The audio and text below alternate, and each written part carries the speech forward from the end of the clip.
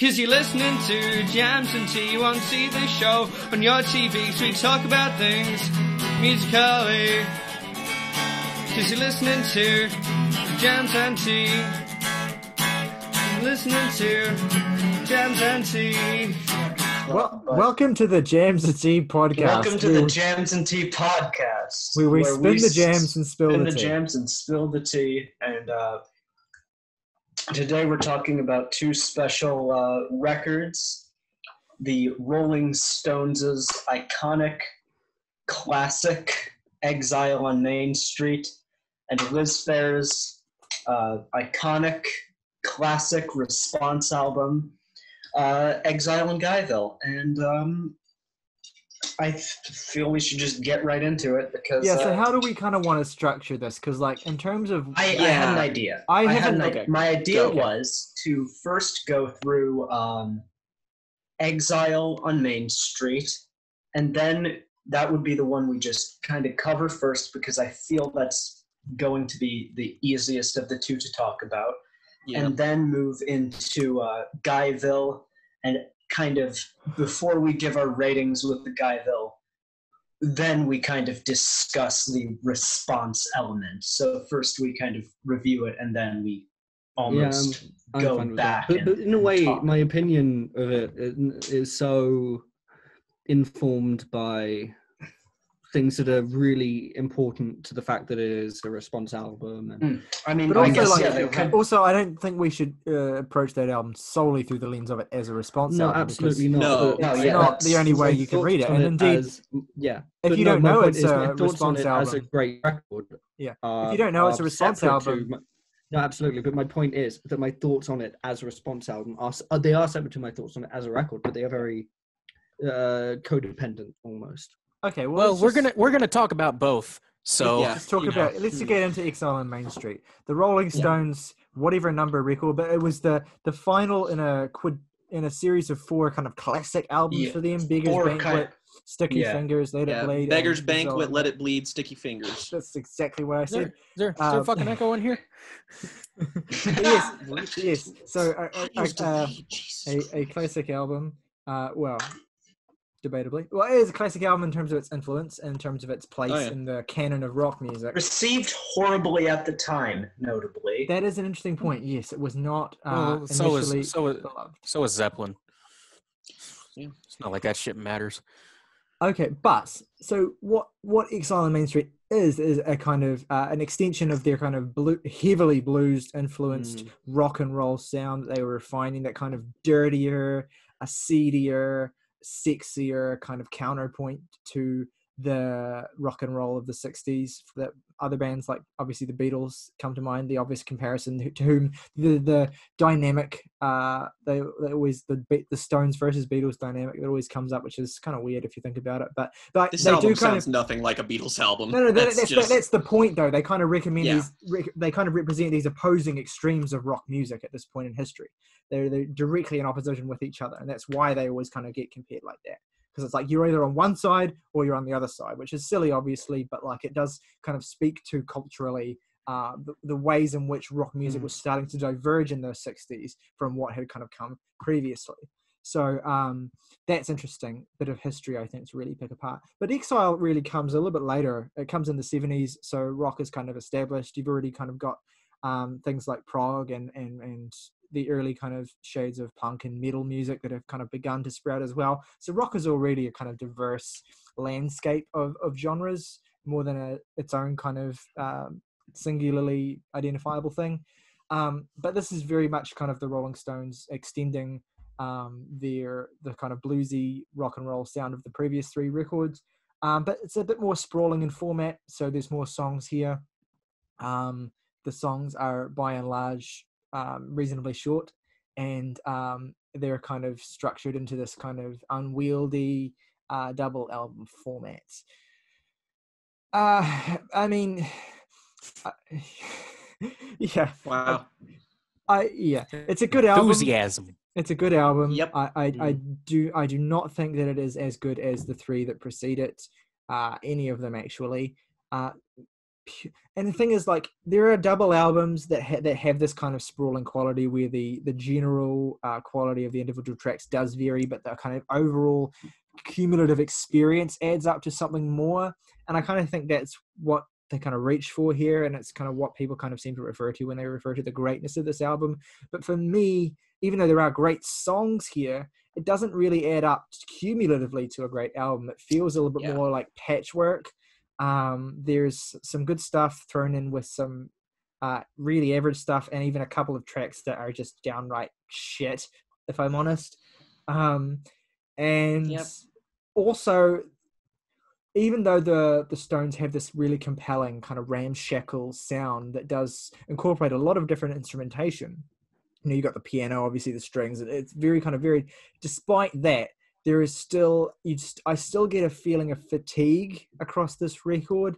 Some of the songs do run together. Some songs do kind of struggle, I think, to find an identity among other tracks here. That said, there are lots of great songs here. Let me get my notes up real quick. Obviously, Rocks Off, the opening track, is this bombastic opener that has these blaring horns and lots of energy. And something about Rocks Off I really love is just the way vocals are layered on that song.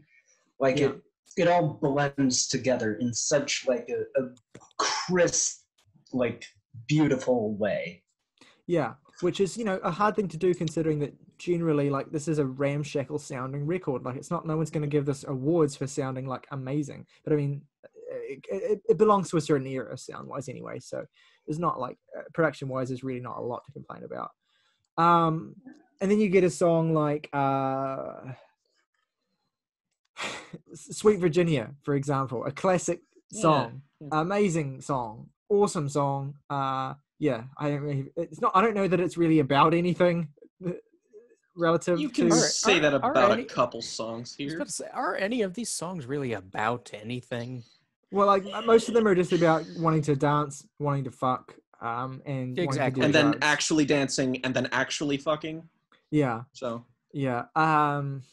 Ventilator Blues is this kind of lumbering beast of a track that kind of lurches forward at a slower pace, and it has this kind of cowboy imagery, this like kind of Western imagery of like this figure, this unstoppable figure, this kind of iconography that's almost mythic that they dip into. I mean, they do that kind of a lot, and it again, it varies the extent to which that kind of works for me. Like it does kind of work there, but there are other tracks like what's the track where it doesn't work? I don't know. I've got a track by track. My notes here are all basically comparisons between the two albums. So I'm like, I don't know, Sweet Black Slave or whatever that. Oh, Angel. That is such a disgusting song, if I'm honest. That song's horrid. It's an example of a song that doesn't work there. Like, what it is it's a political song about Angela Davis, right? But basically they kind of insult her by like painting her with this imagery of either being like an angel or a slave. This kind of really reductive dynamic that they capture with the song that's really kind of insulting. And also, let's not forget the N-word drop in the song, which, you know, yikes, has to be said. The first, just you say Rolling Stones song about Angela Davis, and like, here's the problem. Let me stop you right there. We have already encountered problems. Yeah, exactly. No, it's not a good idea. And you do have other tracks on the album that are kind of quite tiresome because they're just really eye-rolling and womanizing in a way that's kind of really just two-dimensional and just kind of shake your hips. Like, what is that? Yeah, Stop Breaking Down for one. Let It Loose is another one. Yeah, and obviously we'll get into like the way in which this kind of aspect of the record informs Liz Phair's response as well. But yeah, and then you get like a song that's like barely written, like Casino Boogie, which has these I was going to bring that song up. Thank you. The lyricism is apparently inspired by William S. Burroughs, and it's just really abstract and kind of meaningless. And it's like, This really does remind me of Abbey Road in a lot of ways. Basically, what Mick's trying to do with Casino Boogie is, I think he's trying to make his subterranean homesick blues, basically. But that song has a lot of passion and character and really kind of striking imagery, whereas this song has lines like "kissing cunt and can," which just just a horrible line. A horrible line. You're like, what is? It's just and then you get like songs, and then you get like. It's like then like they have the Ringo moment where they let Keith write a song and he writes "Happy," which is such it doesn't make me happy. Exceedingly average song. Keith, stick to the guitar solos. It's songwriting's not your thing.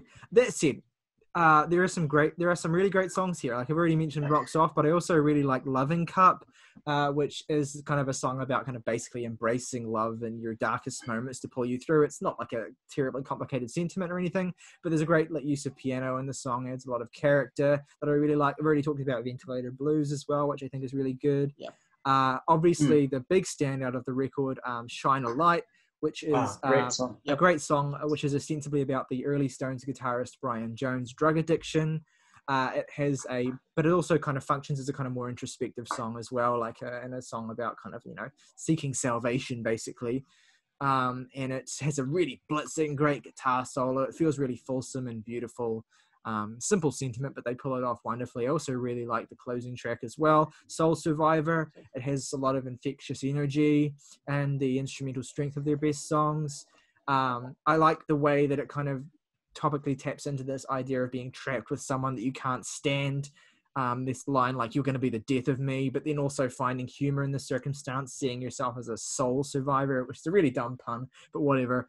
A person whose personality and optimism can push them through the dark times. That's also something that Liz mirrors on a number of tracks on Exile and Guyville, which I think is really cool.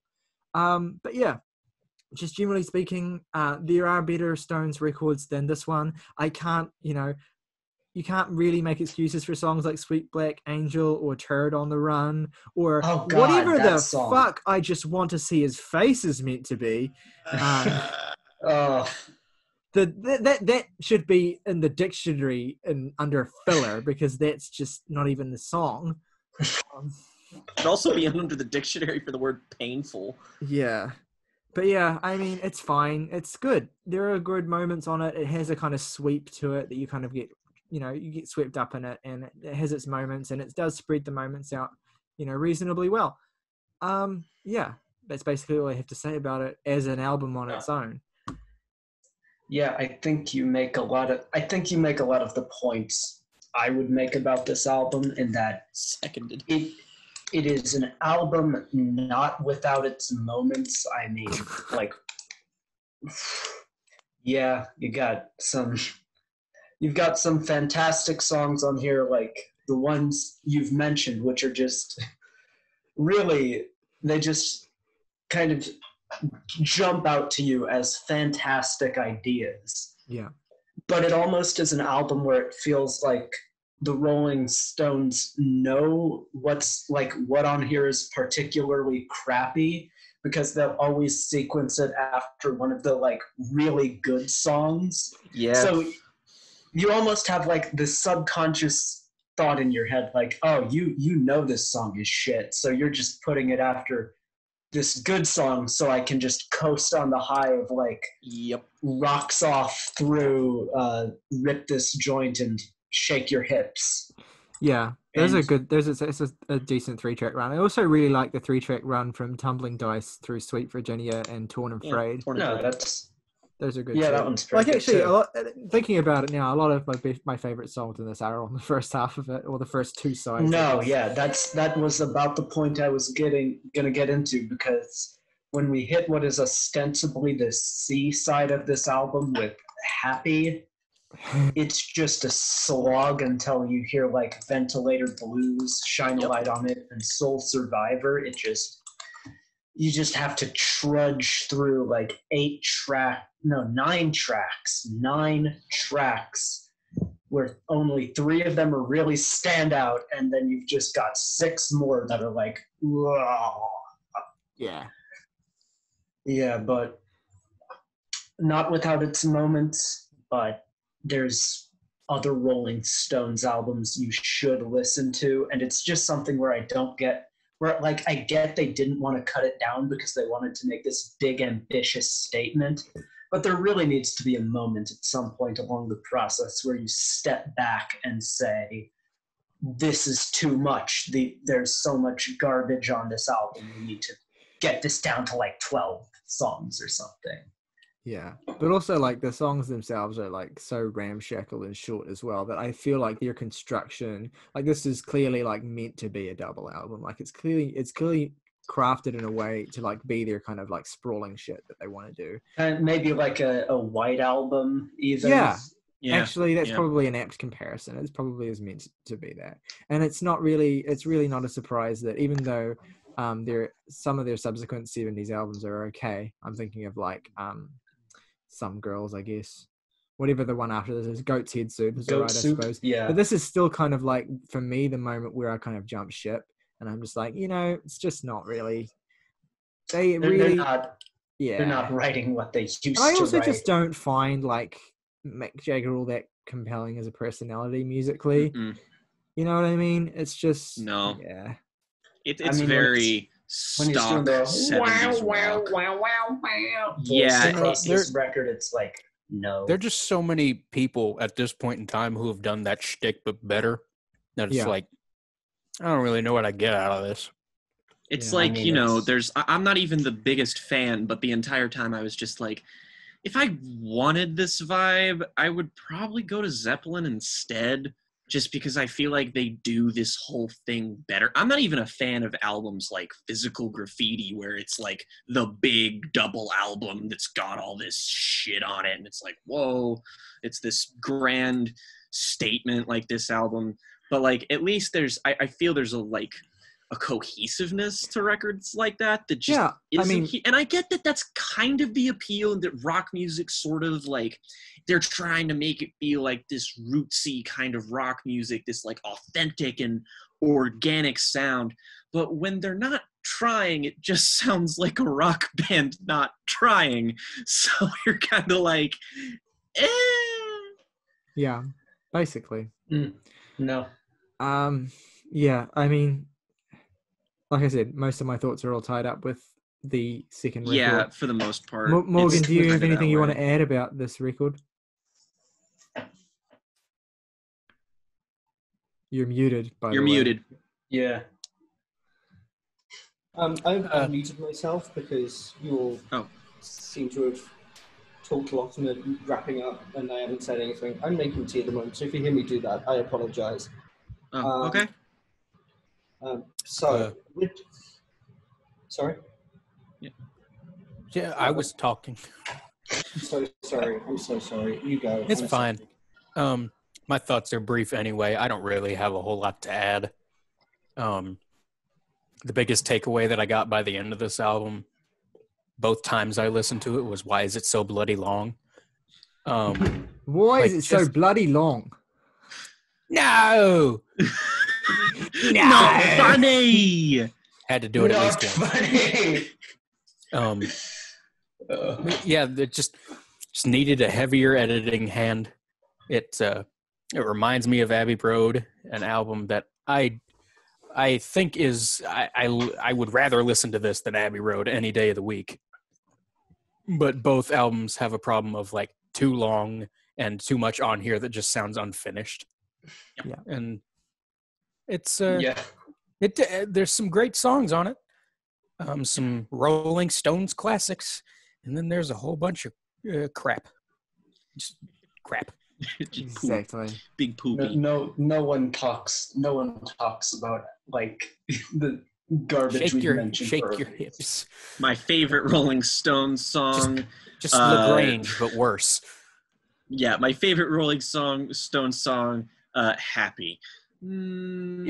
Said no human being ever, not even like Keith Richards or whatever. Keith David. Yeah, I don't care. This man said Keith David. No, I'm just imagining Mick Jagger and Keith Richards in the alley fight and They Live. Yeah, that sounds awesome. Holy shit! Awesome. Yeah. That Oh, would be cool. I would watch that. One of them would throw Convincing. one punch and the other would reduce to a pile of bones. Just Because immediately. they're 70. Okay. So Well, even back then, they were on so much drugs that they were like held together by spit and force of will. I would like to say, just to add on to what I said, just because I didn't it completely finish, is that I listened to these out because I'd never heard the Liz Phair record or any Liz Phair record or a Rolling Stones album in full ever. So I decided to listen to Exile in Guyville first because I wanted to judge that as an album on its own terms, like as well, because I wanted it to see if it worked without that. And I'll talk about that more. But so I listened to this after hearing Guyville. So I wanted to like, I still didn't have like a basic root for the criticisms that she had. So I was able to go into it fairly like open-minded, I think. And I came away enjoying it. But at the same time, I also listening to it, just the content wise, I was just like, I can easily see why someone would listen to this and be like, this is infuriating. I can't stand this. I want to like make a musical thing that is like this, but like it serves the purpose of being kind of loud rock music, but like with a point, and it doesn't like get weird and racist and misogynist in places for no fucking reason. It's the peak of musical dudes rock.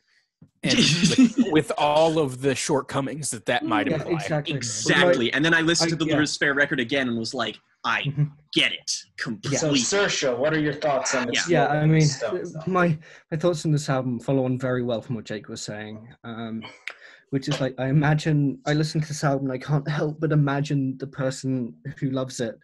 And this person is probably 50 plus years old, hangs out at his local bar with wood paneled floors, and he TGI Fridays.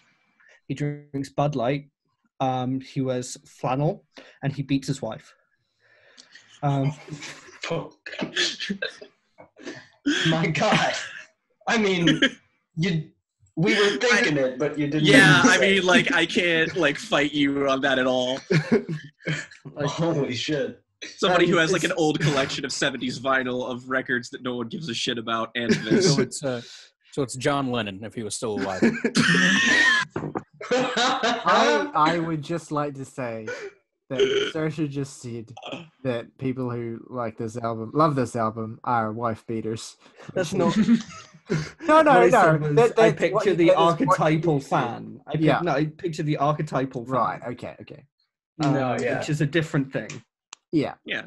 Sure. I picture the person this music evokes in my head. Sure. That's a good way of saying it. Yeah, I mean it's far more a reflection of the music itself than anyone who likes it. No, that is our clarifying statement.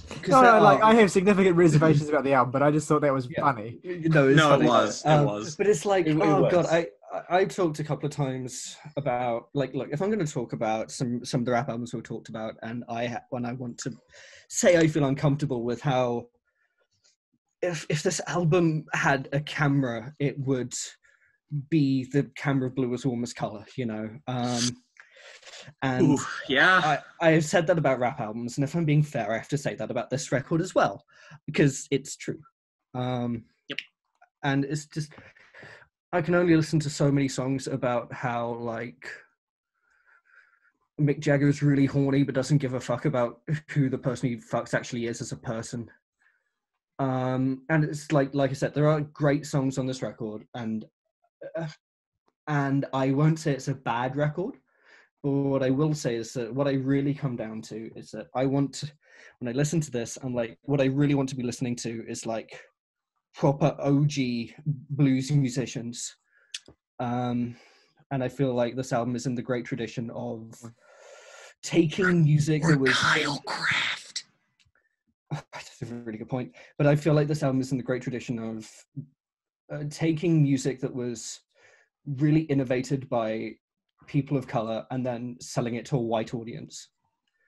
I and that doesn't sit right with me. It doesn't sit right with me in many of the examples that you could list, like Elvis or even Zeppelin to a degree. Oh, Zeppelin were far worse thieves than the Rolling Stones ever were. That's a fact. Yeah, no, absolutely. But just in this kind of... Zeppelin just made better music. Yeah, they were just more talented musicians. Absolutely. Yeah, I mean, nobody in the Rolling Stones is as good as John Bonham. Absolutely. And it's so... You've all talked about the positive qualities of this record that I completely agree with, but I feel like some of my criticisms need to be addressed that haven't been spoken to in such detail. And this might come across like I'm being really negative. This is a good record, but you've already covered the positive so well, is what I would say. So what the people in this chat have said well about this record, I agree with cosign, but also AKA addendum, PS, all this shit. All right. Okay, well, should we just jump onto Exile and Guyville then? Because we're going to keep referring back to this album anyway. Yeah, I mean, we'll rate it. We'll rate them both at the end. Yeah, we'll do that at the end. Okay, so Exile and Guyville, 1993, so 21 years later, from I believe California-based artist Liz Phair. I believe you're right. I can. Yeah, I think that's right. It's 1993. Yeah. California-based, pretty much, yeah. So basically, to start off this discussion, I think one thing that is important to understand about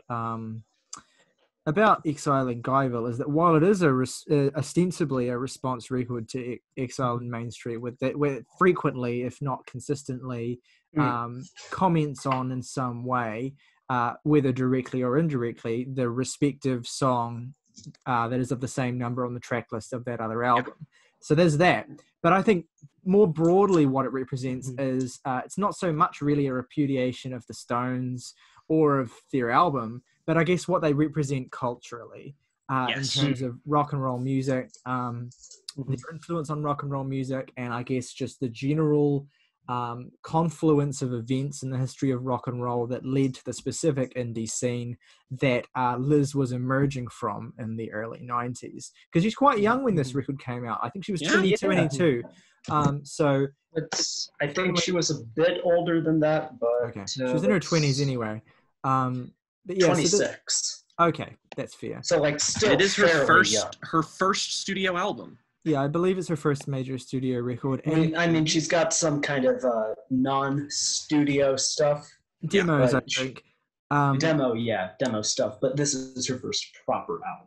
Yeah, and so you feel a lot of the frustration and energy of trying to establish yourself as a voice in a canonically and historically male-dominated subsection of music. I mean, obviously you can go into the whole way in which the entire music industry generally is patriarchally driven, but it's specifically focusing on rock music here and on the indie rock scene, and how bands like the Rolling Stones, not exclusively them, but like a whole history of music that they are kind of neatly emblematic of, and that their sprawling double album is particularly because it's this album that is so lengthy and so unkempt and so like ramshackle and so full of kind of glaring flaws, yet has been kind of critically and retrospectively heralded as their masterpiece.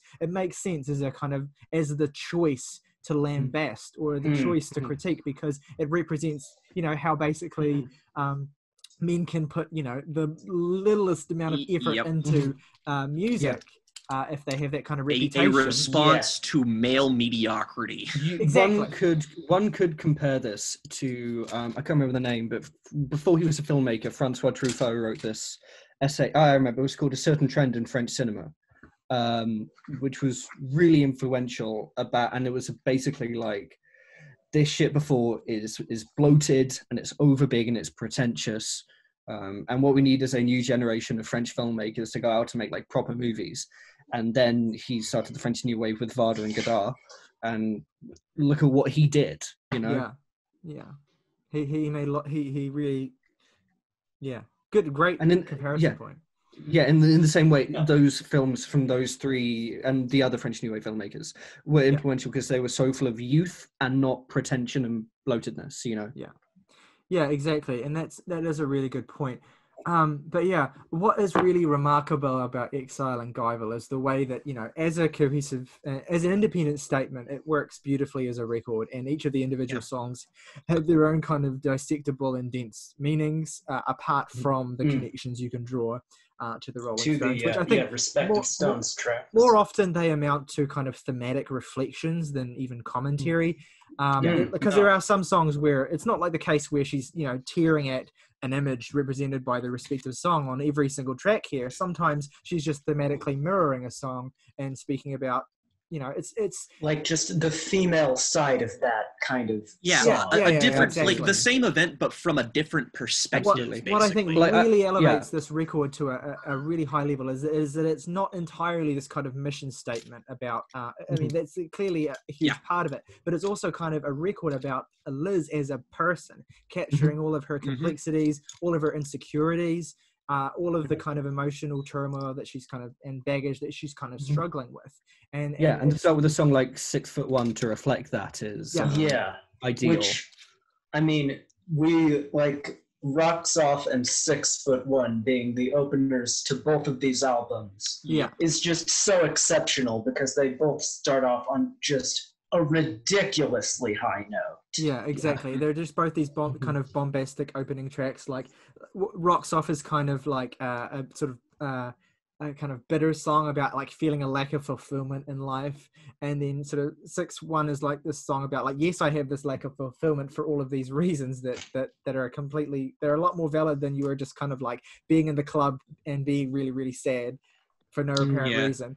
And boo-hoo for you. Yeah. So, and it's kind of cool how that 6'1" does work as a mission statement for the record, because it's like, I'm going to meet the boys where they're at. You know, you tell me that I can't do this, and you tell me that, you know, it's a man's game or whatever. Well, that's fine. I'm going to do what you do, and you're going to watch me, basically.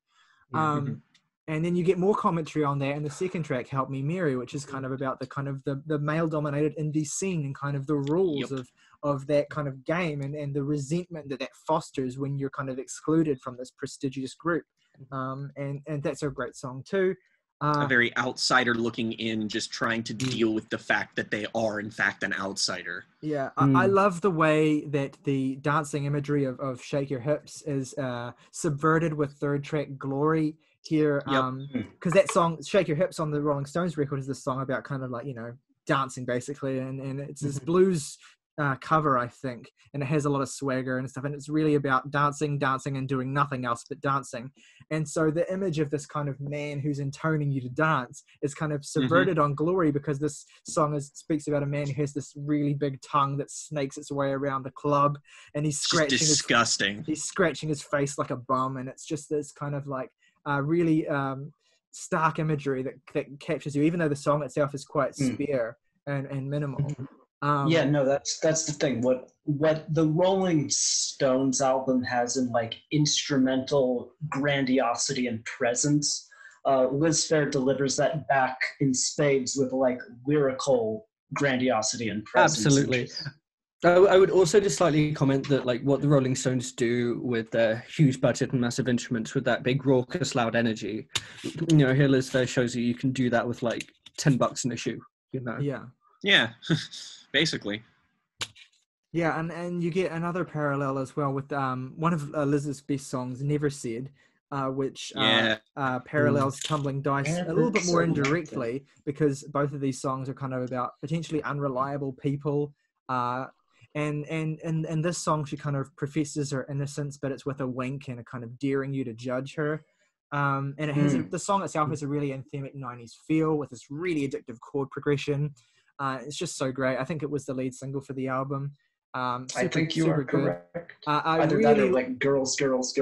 Yeah, something like that. I really like the and then you get songs on this album that actually kind of, in a sense, ape the Rolling Stones style to an extent as well. Like I'm thinking of Soap Star Joe, which has this bluesy riff, which sounds like a Rolling Stones song. but like better. Yeah, more kind of tasteful, I guess. And again, this song is lyrically is just so cool. Like it's this really wickedly funny takedown of the mythologizing of male figures, and she even throws in actual mythology references, I believe, to Athena. To kind of emphasize springing that. forth from Zeus's head. Yeah. Analogy about that. That's such a cool kind of expansion. Oh god, there's just so many great songs on this album. There's so many great songs and great ideas across this album that it's just hard to like get it all. Yeah, it's purposeful too. Like with the Stones album, like I feel the smartest thing about this album is not only that it acts as a counter to the album, is that it feels also like a reflection of it. And like Tyler said, like on songs like Soapstar Joe, it mimics that style, so it like suits the intended purpose of the Rolling Stones songs, but also has songs like Glory, which is like that sounds like nothing that's on the Rolling Stones song, and that like contrast really suits the theme of that like super duper well. One of my favorite points of contrast when you're comparing these two records, or this one song and its respective song, is Fucking Run and Happy.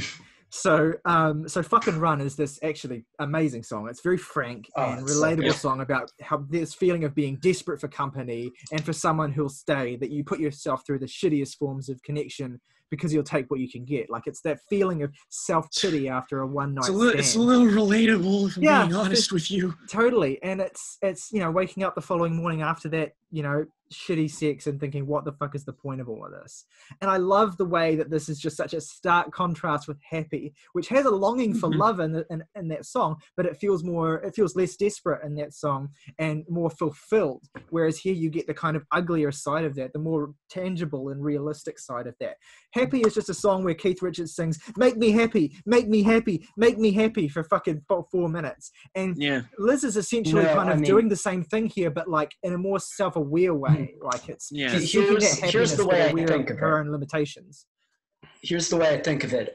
Happy is waking up after that night and being alone in your bed, and Fucking Run is waking up first. Yeah, and that's a good way to put it. Yeah, absolutely. And that's the walk of shame, as it were. Yeah, can I talk about just one track that really highlights what I like about this record in an emblematic way? Yeah, go. And it's the song "Flower." Yeah, I knew you. Yes. I figured this was coming. Yep. Yeah. What a great song. But the thing is like you listen to it without knowing about Exile on Main Street, and you're just like, this is a really confrontational song where it's just like explicitly sexual and stripped back, and the lyrics are outrageous and funny and provocative and just like absurdly angry. Like it is to the point of parody, but it's like she is pissed. But then like you think about it a bit more and you start to see more like substance to it than just like I am horny TM, I am horny or main, where it's just like this is reflecting some kind of pastiche of feminine sexuality back at men, was also stepping into that and owning it. And then you listen to the track it pairs with on Exile. Let It Loose, which is the longest song on Exile, and an inexorable 5 minutes, and it's just let it loose, and it's, you can see like it's just and there's a concentrated 2 minutes in a way like I want more, but it would be worse if it was longer. But the thing is, that is a song that like lyrically is one of the more I just want to fuck songs. And this is like what I was saying about the gaze of Main Street.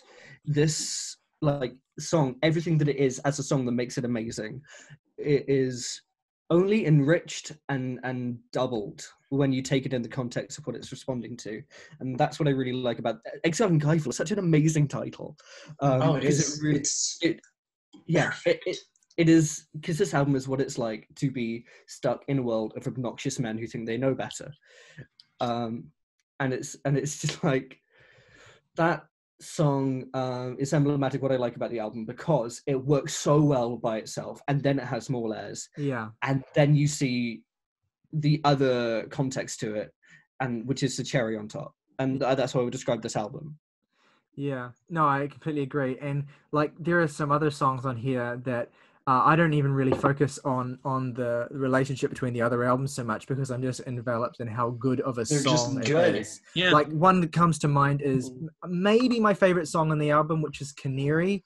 It's just such a beautiful song about like facing the pressure. I mean, obviously, not that I can relate or anything, but it's a song about facing the pressures of being a young woman, the reductive way she's viewed, and the brushes that she's painted with.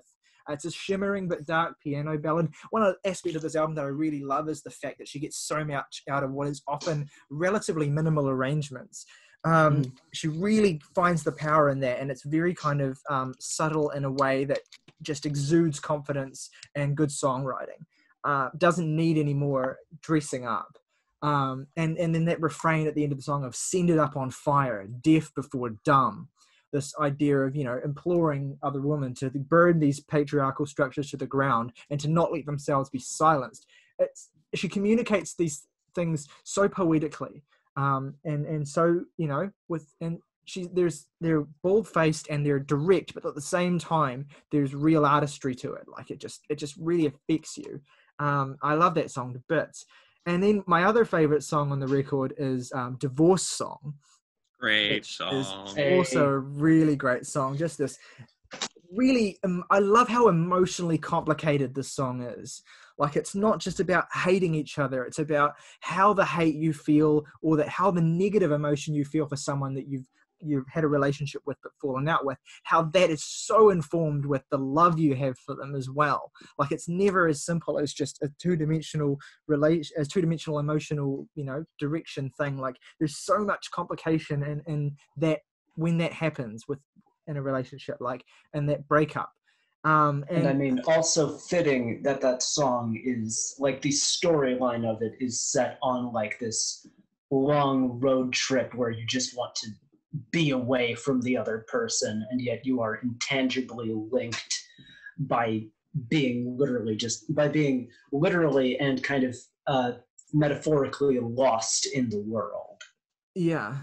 Trapped with them. And I also love, like, within the internal structure of the album, the way that song is followed by Shatter, which is a beautifully moody extended piece.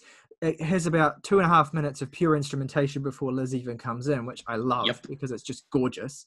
But it's also, topically, it's a move forward from Divorce Song to Liz's kind of hoping for a better from future relationships, rather than kind of like staying in that negativity. Like, it's still a song that's bittersweet, but I love the kind of sense of narrative movement within the album to this song. And also just love the way the guitar sounds in this song. It's so beautiful. And it's such a good tone. It almost sounds like, tone. I'll tell you what it reminded me of, is it reminds me of Yola Tango, like around the same era, like Painful sort of thing, which was released the same year as this, but also like Even I Can Hear the Heart Beating as one as well. Their kind of guitar tone is I think influenced by this song a little bit, which is so cool. But maybe it's just because I listen to them a lot. But yeah, I noticed that. And I guess, I mean, there's a couple other great songs. I mean, there's so many great songs on this album. Like, I'm just basically listing them off. Stratford on Guy, great song. I was going to get to that as well, and the way that mirrors shine a light. I would say Dance of the Seven Veils, even. Love that song. Also. Yeah, and Explain It to Me. I love the song Explain It to Me too. And that one mirrors Torn and Frayed on Exile and Main Street, and that both songs are kind of about burnt out musicians, seeing your heroic figures at their weakest, as I think how Liz described it. And it has this really longing and sad quality to it that I love. And then obviously Stratford on Guy, and the way that's an incredibly affecting, introspective song about, pondering the purpose of your life, basically, and being lost in your own life. Sitting on an airplane, staring out the window, and knowing that when the plane lands, you're going to be no less grounded psychologically than you will be physically. It's but also at the same time, in the end of that song, there's this realization of clarity. Once I really listened, the noise just fell away. Like this acceptance that you kind of have to take a step back from things. And it's such a beautifully mature song, and I really adore that. And the way that mirrors the kind of, the psychological turmoil and longing and feeling of lostness on Shine a Light, on Exile on Main Street, just pure beauty. Like, it's just, I can't say enough good things about that. And yeah, just like there's just such a great record. And then it ends on a really strong note with Strange Loop as well. It was just this exaltation that Liz's partner only wants someone who can make them feel better through her pain, but that the fire inside her is actually what makes her freer and better than him, because she doesn't need someone else to feel herself. But at the same time as well, like, there's real complex emotions in this song. She admits that she always wanted him, and she always wanted more than she knew. And there's this sense of diminishing returns from someone when you realize, that moment of realizing they don't actually have everything that you need, despite the fact that you have really strong feelings for them. And then the song itself ends in this weird dissonance of clashing guitar and drums. Like, it's almost like the emotional firestorm of that song's topic is too overwhelming for Liz to bear. And then the album just ends. And, you know, I love it. I really love it. Cosign. Yeah. Good shit. We love to see it. Yeah. I think that thematically speaking too, it's really cool that it would be so easy to, in that this is a response album, it would so easy to A, just make it that, and to B, to like just talk down. And it doesn't do either of those things, because I listened to this first. It works without knowing the context of that. Like, it is just a good portrait of a vulnerable, three-dimensional human being. But it could also run the risk, in being a response album, of just, you know, looking down at the material and shouting about how bad it is, or just calling out how bad this character or this song or like whatever is. And it would just like, it would be a novelty in a respect, even if it was like well constructed, well written, or like well put together. But the best way, this is an antithesis to Exile on Main Street, in that it is a cohesive, thoughtful, smart, and very flawed portrait of someone, whereas the Stones album does not do that with its characters, with its the portraits of people and the things that they're singing about. It never goes beyond the dimension that they are immediately singing about, whereas you listen to this and you get an idea of a person. So it's not like, I'm making it like, oh, this album good, this album bad. It's no, this album is one note and frustrating and ramshackle, and this album is consistent and thoughtful and layered. And that is truly where the opposition lies. The beauty of that is found in not how it is better than, but in how it is just an absolute refutation of not the music or the content, but what it stands for. It's like, I'm not going to just throw out all of this music. I'm going to construct a thing, and it works. We haven't heard from Morgan yet. I want to know how he feels. Yeah, I do have more to say, but I want to say it. I want to say it after. Oh no! Why would I say such a thing? I was going to say, like, I'd beat Morgan up if he said it was mid. No, I'm joking. Why on earth would I not like this album? You know me. You know who I am. I did not expect you to think it was mid. I expected you to like it. I did. Yeah, that's good, because I do an awful lot. The way I feel about this album is this almost seems like such an obvious point of comparison. It doesn't really merit mentioning. It's pretty much the exact same way that I feel about 10 Things I Hate About You. Not just because of how overtly 90s these two things are, not just because of the Stratford connection, not just because Liz Phair would have been on that album soundtrack probably, but just because it captures the sort of the almost melodrama of youth and youthful feelings and how you feel when you're a certain age, but with complete and utter emotional honesty and transparency. And it's just, you know, it's also meant as a statement, you know, but it can go so much more than that. It can be just a completely personal connection that you have with it. Yeah, I truthfully going in, I kind of expected just I don't know. The only Liz Phair song that I had heard before this, well, I had heard two. The one that's really bad, the is like the lead single on her self-titled album. I can't remember what it's called, but Avril Lavigne type beat. Yeah. But the other one I had heard was Supernova, which was a single from the next album. And I just kind of expected the whole album to sound like that, just kind of really cheeky and fun, but admittedly kind of dated 90s alt rock. And I just got so much more than that. The album is so much more sonically diverse than I was expecting.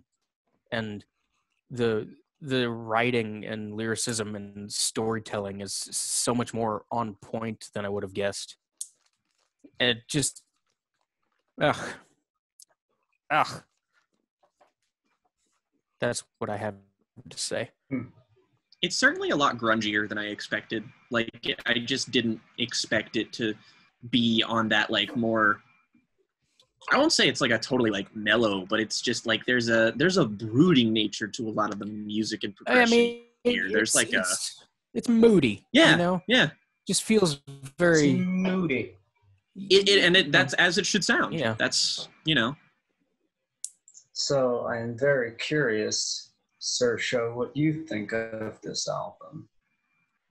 I've spoken at length about what I think of this album. I meant, like, do you have any thoughts you haven't gotten into? I mean, you've all touched really well on what's really good about this album. But I think my general statement that just, I think this is an astonishing look at what it's like to...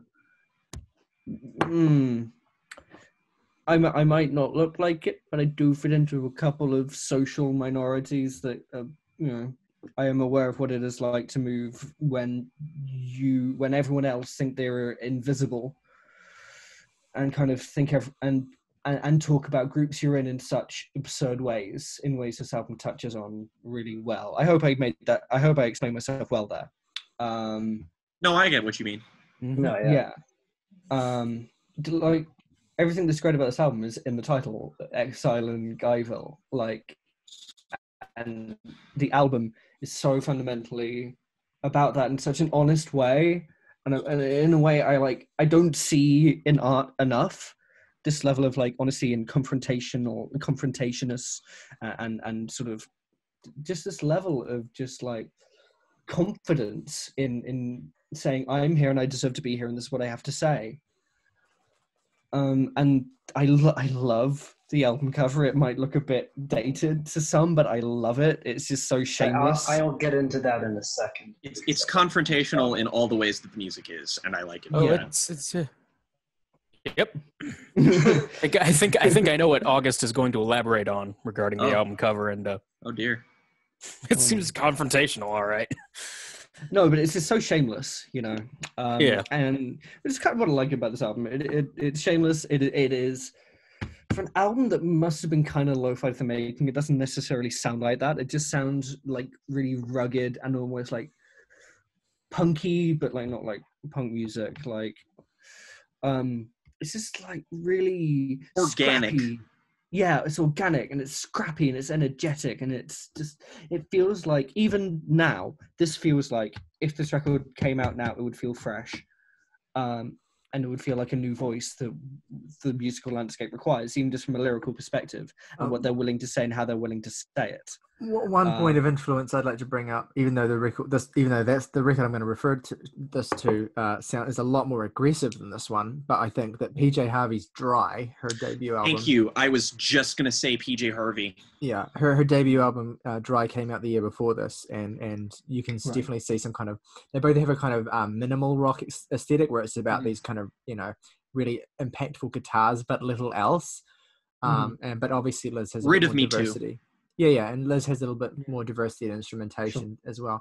But yeah, they both kind of cut from the same cloth. I think. Absolutely. I'm just really annoyed that she derailed her career the way she did.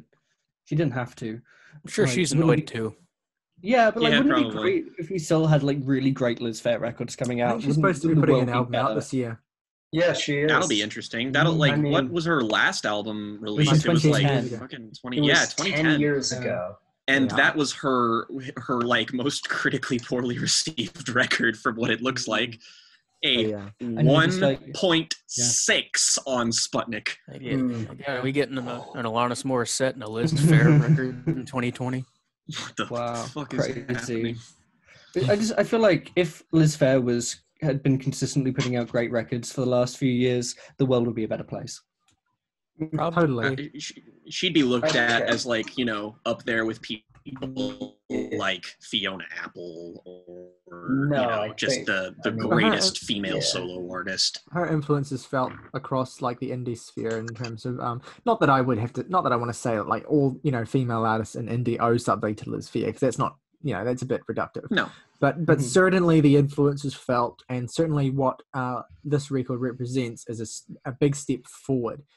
From which you get a lot of those artists that have followed in the footsteps. Like, I think Fiona Apple is a great artist, actually, to point out there in terms of comparison. No, I would mention her.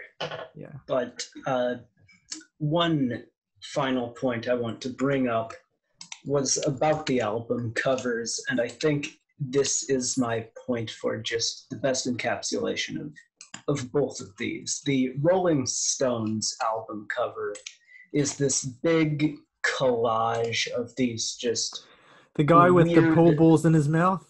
Yeah, the 4 balls in his mouth. There's like this illustrated piece. There's so much on it, and it's so overwhelming to look at, but like mildly intriguing. But the Liz Phair record, we've just got her fully. Let's just put it. She's got her breasts out on the front cover. It looks like she is in the middle of exclaiming "fuck you" to someone. Yeah. In like a gangster hoodie as well, or having very, very angry sex. Oh, that's a good point. Which, given the song "Flower," I think it's the second one. I think Jake's a little more spot on there. No, I was getting there, but. It's one image. It's one image that is infinitely more striking than the collage of images on the Rolling Stones album. And I think that's the... Actually, solid coincidence. I'm here holding a Heather's mug, which I'm drinking my tea out of, and the appeal of this album can be summed up in Winona Ryder in this moment in the movie with this expression. Mommy. Hell yeah. So shall we rate these albums? Let's do it. Exile on Main Street. Jake, what are your 3 favorite tracks, least favorite track, and rating? Oh Lord, I'd say 3 favorite tracks are. Hold on, let me pull it up. Look, it has a lot of fucking songs on it. It is very difficult to put, like, with an album with so much filler, I am genuinely at a loss as to how one is meant to do this easily. So I'll say... at least half of them just sound exactly the same. Yeah. Sweet Virginia definitely is one of them. I'll say Ventilator Blues was one that struck me, and I'll say Rocks Off, just because it's a good song, even though it has lots of problems if you want to get into the actual text of the song. And for least favorite, I'm going to avoid saying Sweet Black Angel, just because I feel like that is an easy target, and it should be my least favorite. But if I'm going to say it's another one, I'll probably go with Casino Boogie, because that song is aimless and dumb and bad. And I'll give the album a light to decent 6. All right.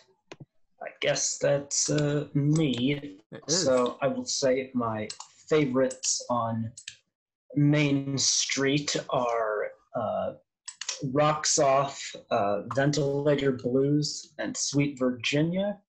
My least favorite, I'll go like Turd on the Run. Yeah, What is that? What is that song? In the wind. And whenever I hear the name Turd on the Run, I just think of the Paul McCartney and Wings song Band on the Run, and I sing Turd on the Run. Yeah, I do too. To the tune of that. Yeah, I do too. And for me, it's like a 6.5. Cool. I appreciate the ambition, but it's not fantastic. Yep. Excuse me. Good grief. My 3 favorite tracks are Shine a Light, Rocks Off, and let me think here. If I can, Sweet Virginia, and for Knives least Out. favorite, How can you not love it? Yeah. For least favorite, I'm going to say Sweet Black Angel just because fucking look at it. It's bad. It's abhorrent. It's bad. Bad song. Terrible. And still not my least favorite either. But we'll get to that. That's Have we done did you give your rating, Morgan? 6. Yeet. Okay, so this is hard because the song bleeds together so much for me. It do be like that. But Rocks Off, Sweet Virginia, and Shine a Light go on. And I've forgotten so many of these songs, but the one that I remember that I liked the least is probably Let It Loose. I'm going to give it a 5.5. I can't even remember how it goes in my head. I don't remember that song You at all. say the chorus so many times in a row. Yep. Okay, my three favorite songs are Shine a Light, easily the best song, Sweet Virginia, and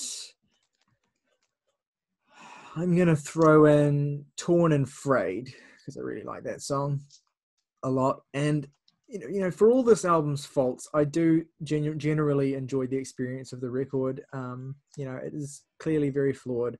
I'm going to give it. My least favorite track is "I Just Want to See His Face," which is doo doo. Yeah, it's bad. But all the same, I am going to give this record a 7 out of 10. All right. Nice. So now these are the ratings I'm excited for, and let's start. You want to go backwards? Let's start with Tyler. Let's go reverse. Yeah, I was Jams. going to say. Okay. This is a lot harder to do. Pick my favorite 3. Only 3 on know. Exile and Guyville. So Canary, I mentioned that. Canary, Divorce Song. And, the third one is going to be so hard. I will say Stratford on Guy. It's my third favorite track. And my least favorite track is... there is, believe it or not, I don't think this is a perfect record. There are a couple of songs on here that don't work as well as the ones around it. My least favorite track is Gun Shy, which I don't think adds up to much of a song, unfortunately. But still, all the same, I think this is a great album, deserving of its classic status entirely. And I'm going to give it 9 out of 10. Nice. I have a feeling that we're all going to have different favorite tracks for this one. Yeah, maybe. Emblematic of the fact that this is good. It's a really good record. I'm going to choose 6'1", Never Said, and Flower. And I don't think any of these songs are bad. That's the problem. My issue, Tyler was having trouble picking his top 3. I'm having trouble picking my least favorite. I'm going to just agree with Tyler and say Gun Shy because I don't think it's great, but it's good. But, that is why we say least favorite instead of worst. Mm-hmm. Yeah. Absolutely. I'm also giving this a 9. Morgan. We're about to whip this standard deviation in the ass from the last episode. Because my top 3 favorite tracks are Glory, Mesmerizing, and Dance of the Seven Veils. And my least favorite is... I don't know, probably like Johnny Sunshine. I don't know. Yeah, good. Yeah. And 9 out of 10. Wow. Wow. Yeah, I mean, I'm not gonna screw this up. I'm gonna say favorites are. I will go with shit. This is tough. You'll go with shit. I hate that song. Not on the album. Not on the album. Yeah, no, we're doing Guyville the album. now, not Main Street. We've moved on to I will go Guyville. with. There's no shit on the record, so I will you can't go pick with Divorce Song, 6'1", and I guess. Oh boy, capping this off is tough. Maybe like Shatter. Good choice. And I will give this a 9.5 out of 10. You One of my favorite albums of all time. I was very happy to talk about this. Hold me on this night of the long nines.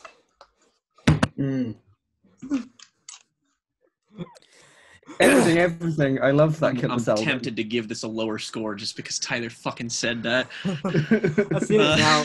But I won't. It's getting its intended score. My three favorite tracks. This is really hard.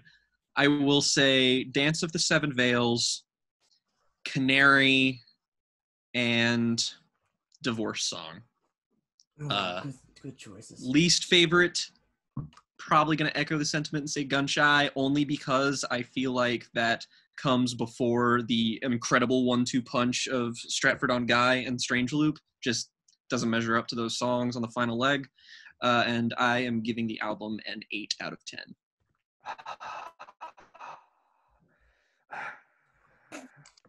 What was I that? hate to see it. Anyway, this is 0.1 below Punisher. Ooh, damn, that is.